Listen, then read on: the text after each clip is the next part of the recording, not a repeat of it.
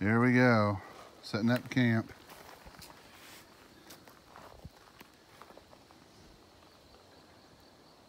In Squatch country. Look at that. They're everywhere. Maybe. Well, wish us luck.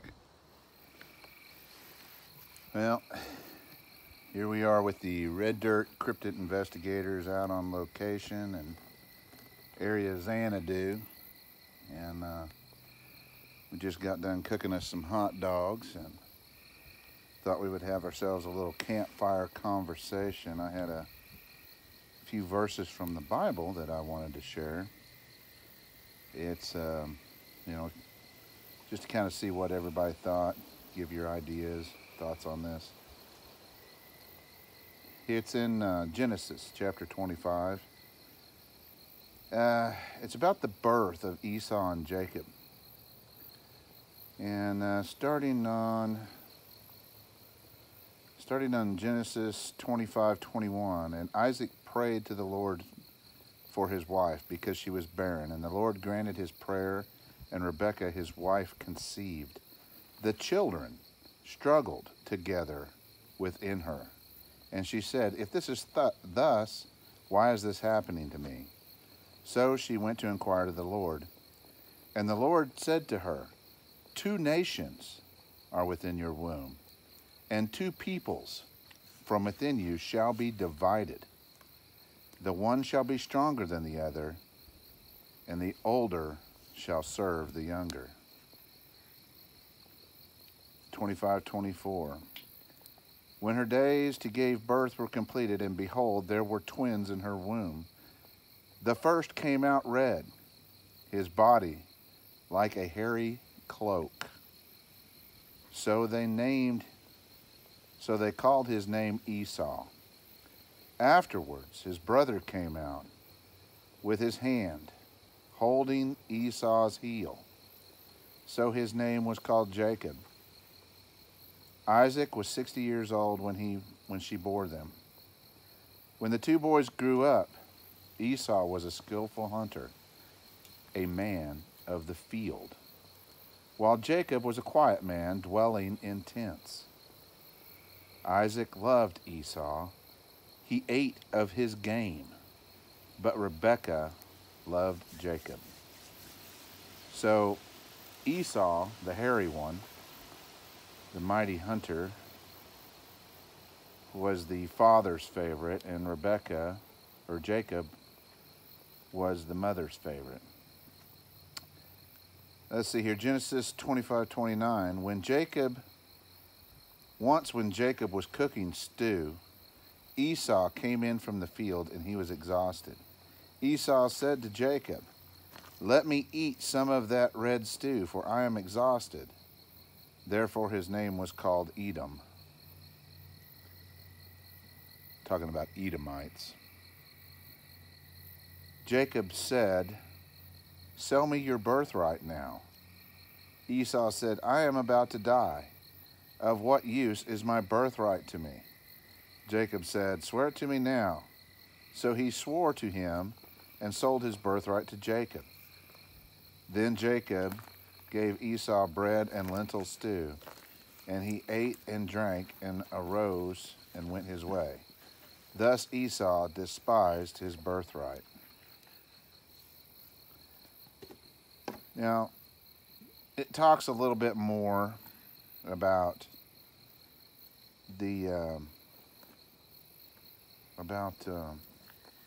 see if I can figure out how to work this. We should have a little back button. It does. Hold on, here we go. Or you wanted to go back? No, I figured it out. Yeah, you were right. Here we go. This is about when Isaac blesses Jacob. And keep in mind, traditionally, the blessing went to the older son, the oldest son. When Isaac was old and his eyes were so dim that he could not see, he called Esau, his older son, and said to him, "My son," he said. he said, my son. And he answered, here I am. He said, behold, I am old. I do not know the day of my death. Now then, take your weapons and your quiver and your bow and go out into the field and hunt game for me and prepare for me delicious food such as I love and bring it to me so I may eat, that my soul may bless you before I die. Now Rebekah was listening when Isaac spoke to his son Esau. So when Esau went into the field to hunt for big game and bring it, Rebekah said to her son Jacob, I heard your father speak to your brother Esau, bring me game and prepare me for me delicious food so that I may eat it. And, she repeats it. She said, now therefore, my son, obey my voice as I command you. Go to the flock and bring me 2 good young goats so that I may prepare them for a delicious food for your father, which he loves. And you shall bring it to the father to eat so that he may bless you before he dies. Blah, blah, blah. But Jacob said to Rebekah, his mother, behold, my brother Esau is a hairy man, and I am a smooth man. Perhaps my father will feel me. I shall seem to be mocking him and bring a curse upon myself and not a blessing. His mother said, let the curse be upon me, my son. Obey my voice and bring them to me. So he took them and brought them to his mother, and his mother prepared delicious food that his father loved. Rebekah took the best garments of Esau, her older son, which were in the house, and put them on Jacob, her younger son, and the skins of the young goat he put on his hands, and the smooth part of his neck. And she put the delicious food and the bread which she prepared into the hand of her son Jacob. So he went to his father and said, my father, here I am. Who are you, my son? Jacob said to his father, I am Esau, your firstborn. I have done as you have told me. Now sit up and eat my game, that your soul may bless me. But Isaac said to his son, how is it that you found it so quickly, my son? He answered. And he said, because the Lord God granted me success. And then Isaac said to Jacob, please come near that I may feel you, my son, to know whether you are really my son Esau or not. So Jacob went near to Isaac his father, who felt him and said, the voice is Jacob's voice, but the hands are the hands of Esau. And he did not recognize him because his hands were hairy like his brother Esau's hands. So he blessed him.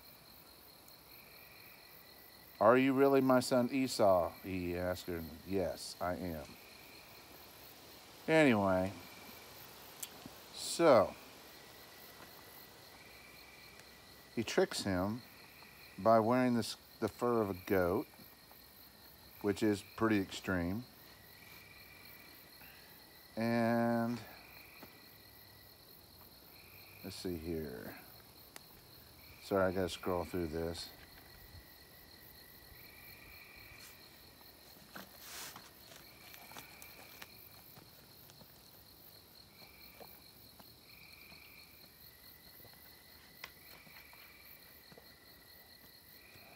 Well, long story short, Esau is not happy.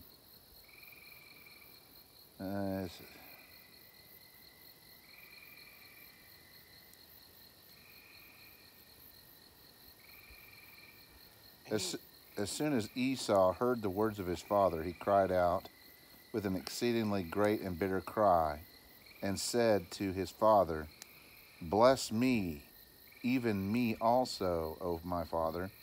But he said, your brother came deceitfully, and he has taken away your blessing.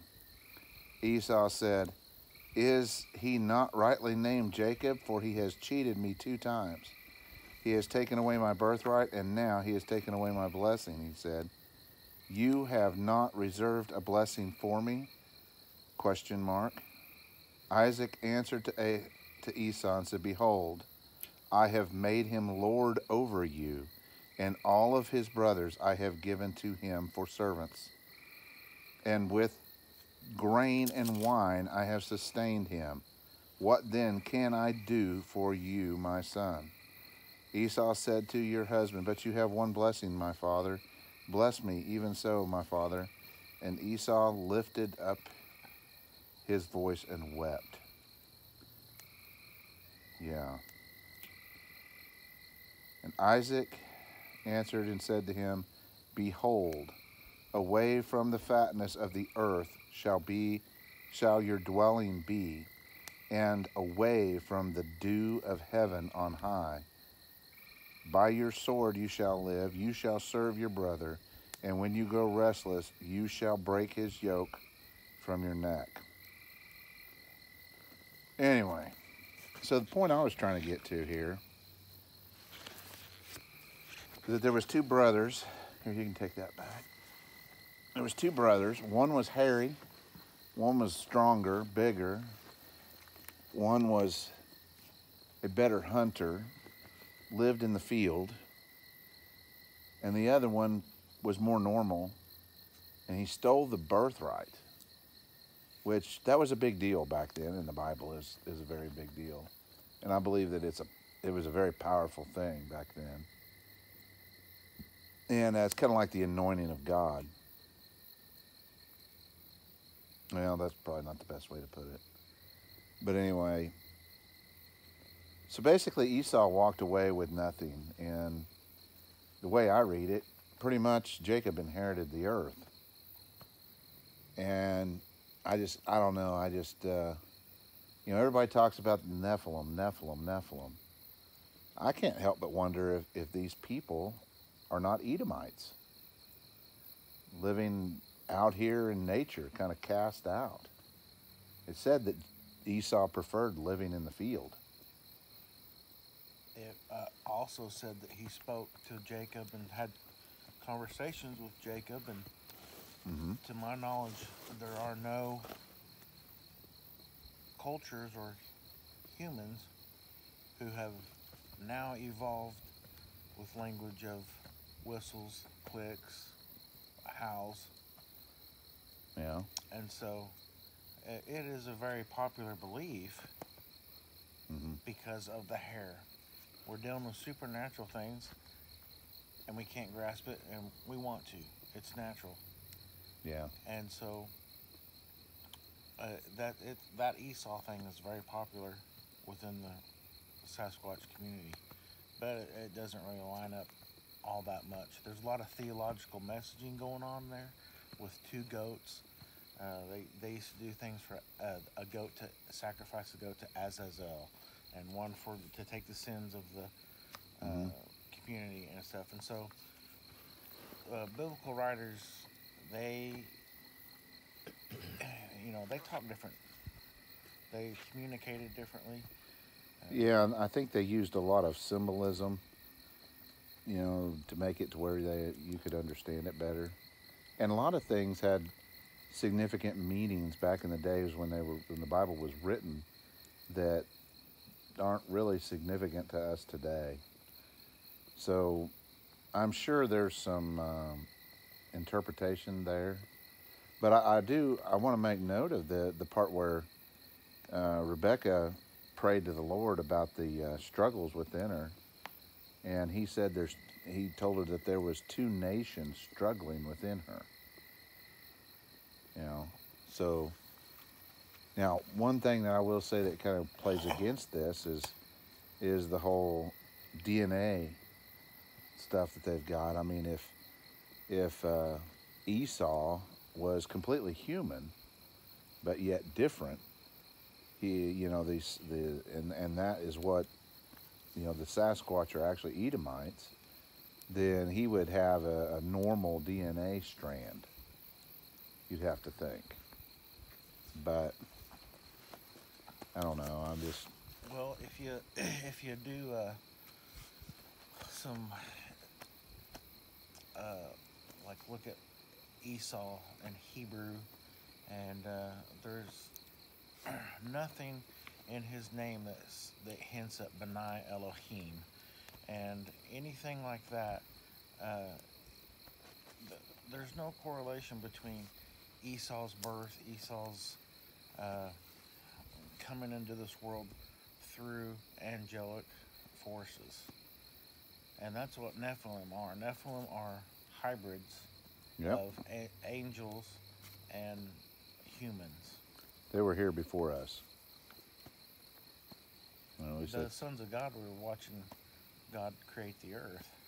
the sons of God are the angels, right? Yeah, they're part of the divine supernatural world, and they're the ones that came down, mated with women, and then that produced the Nephilim. I've always assumed that since they came down and were here on Earth and apparently unsupervised, that they were the fallen, you know. Oh, yeah. So- Yeah, I believe they were. Now we get wrapped up in the word angel. All the word angel means is messenger. And in different areas of the Bible, he hints at many different spiritual beings. You know, there may be more than one variety of Nephilim for that reason. Right. It's possible.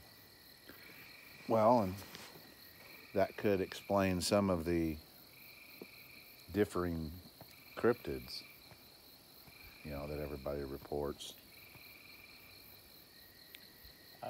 Just to backtrack a little bit about the Rebecca, and So, I was watching I don't know, it was some kind of deal. You know how you're watching random stuff on Facebook or YouTube or whatever, and this person, this so-called expert, made the statement that kind of irritated me. And they said that they didn't say it like it could be. It was like they stated it like a fact that a Bigfoot's diet, a Sasquatch's diet, was 80% vegetation and 20% meat. And I was just like, how do you know this? You know, yeah. you know, because we know for a fact that, well, I can't say we know for a fact, but according to the internet, the Saint Internet, you know, they'll take all sorts of food, a variety of food, and I believe that they're like that. But you know, like the human diet, what would you say? What percent meat versus vegetation do you think we ingest? Oh, yeah. We've reversed that, and matter of fact, they call that the American virus. Yeah. It's worldwide. That's what it's known, and you know what we've done is you're born with 80% good bacteria and 20% bad bacteria. You talking about that probiotic stuff? Yes. I've heard about this. And so, you know, my initial thought it was like you know, what the heck did this guy trap one and do an autopsy on it and take samples and you know and find that out.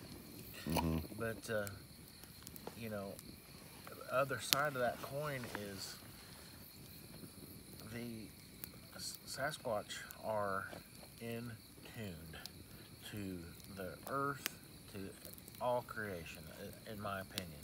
That's, you know, we can go on a big They would have to be. about that.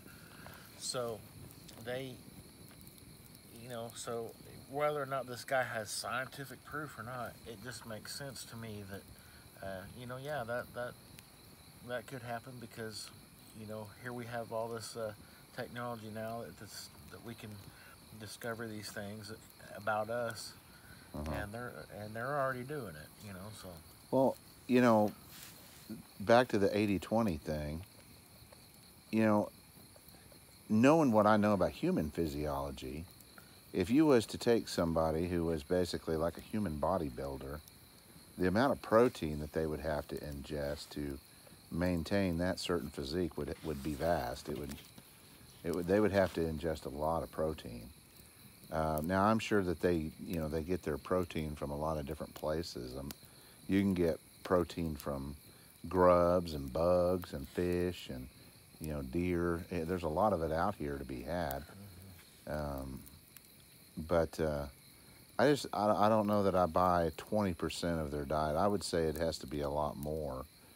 Although the people that see them, of course, there's the what's his name? I was watching one of Matt Squatch's videos, and he did a video that I would recommend you watch. It's called the 10 different subspecies of Sasquatch, and he talks about everything from the patty types to the dogmen, wendigos, and the what's the ugly ones, the scary ones. I can't think of what they're called. Jugways or jug.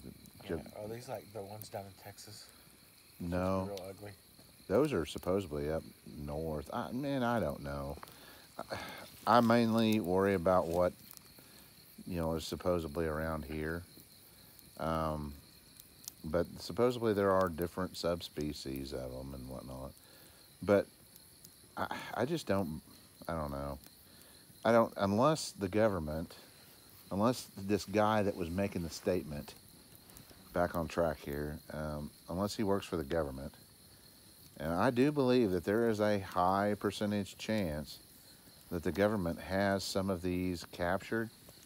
They probably, even if they're not able to capture them, I'm sure that people have killed them over the years. There's been numerous reports of them being hit by cars. Surely the federal government has come up with a body or two, and Lord knows they can clone them, and they probably grow their own, So maybe that's how they're basing their knowledge. Maybe they've actually got some in a kennel somewhere that they're feeding, and they're keeping healthy. 10 years ago, or 10 or 20 years ago, I would have said, that's conspiracy talk. But all the stuff that 10 years ago, 20 years ago, I was saying was conspiracy talk. It's all true. Has come out to be, well, maybe we did do this, and well, maybe that is. I will never give our government credit. Can you guys think of one truly selfless thing that our federal government has done that doesn't have an end result of lining a politician's pockets or something? Well, they elected Donald Trump.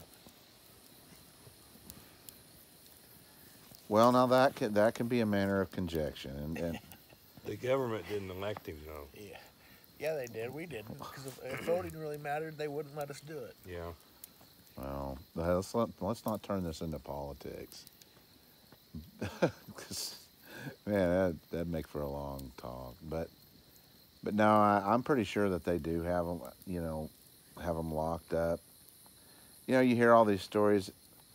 Have you heard about? Have you heard that Mount St. Helens story about the guy that when Mount St. Helens exploded, he Had to got go pick up the bodies and stuff. yeah.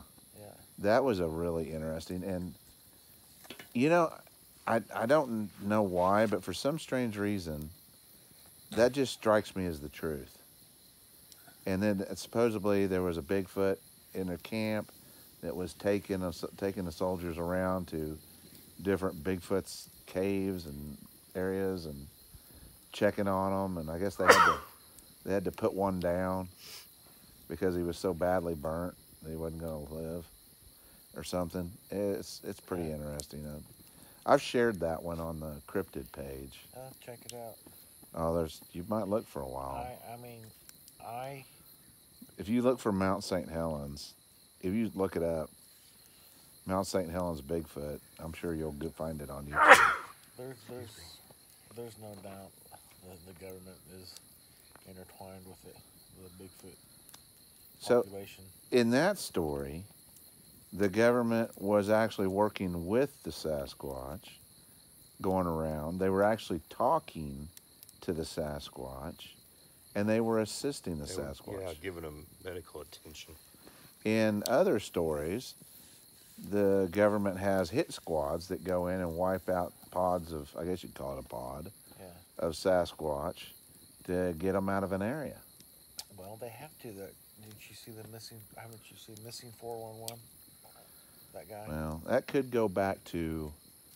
It depends on what type of Sasquatch it is. Yeah, yeah. You know, the government. We have all these parks and federal parks, and they generate revenue. Billions. And so they don't want, you know, bad squatch in there. They want good squatch. Gugways or whatever. You can't have no Wendigos and Gugways running around.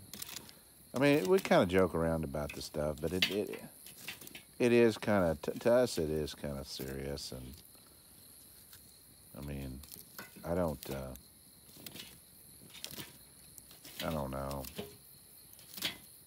I would think that by now, people, okay, we don't say there's Martians on the moon anymore, or Martians on Mars, or whatever. Well, because, you know, I don't believe our government would tell us if there was. Yeah, but you know, that whole era, but people have been saying Sasquatch for millennia, so. Well, goes clear back to First Nation time. Now we have intelligent people who want to get on the internet and say, I've seen them, you know, and they know that people are gonna, you know, yeah, whatever, you know, it was a bear, you know, and you know what you saw and what has happened. Oh yeah, everybody knows what a bear looks like. You're not gonna go on the, and I'm sure there are people there just wanting attention, but for the most part, the people on there, they know they're gonna face ridicule, but you know, dang it, they want other people to believe that, you know, that they saw something. Well,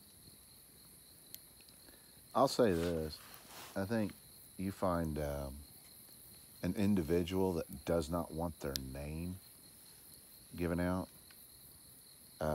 Some people might look at that as being cowardly, but on the flip side of that, if they don't get their name out there, how can it bring them any fame or monetary, you know, it's not going to do them any good to lie. I mean, if you tell a story and you don't give your name, there's absolutely no way you could benefit from that. So it seems like such a wasted effort, unless you're just such a completely full of crap individual that you're a habitual liar. I don't know. I think most people would be able to see through a story like that. Yep. I don't know. But, yeah, that was the first thing that ran through my mind when you said 80-20. I'm thinking, you know what? It's possible that they just know intuitively that there's a certain ratio that they have to keep up with, you know. Just because a chimpanzee eats a diet like that doesn't mean that, you know, a 1,000-pound Sasquatch is going to eat like that. I don't buy it. I believe the protein is going to have to be a lot. Did the guy say meat, as in red meat, or did he say protein? Well, he was talking. He did say meat, but he may have meant protein. I mean, they do kind of go hand in hand. And protein can come from a lot of places. I mean, you can get it from plants. You can get it from nuts.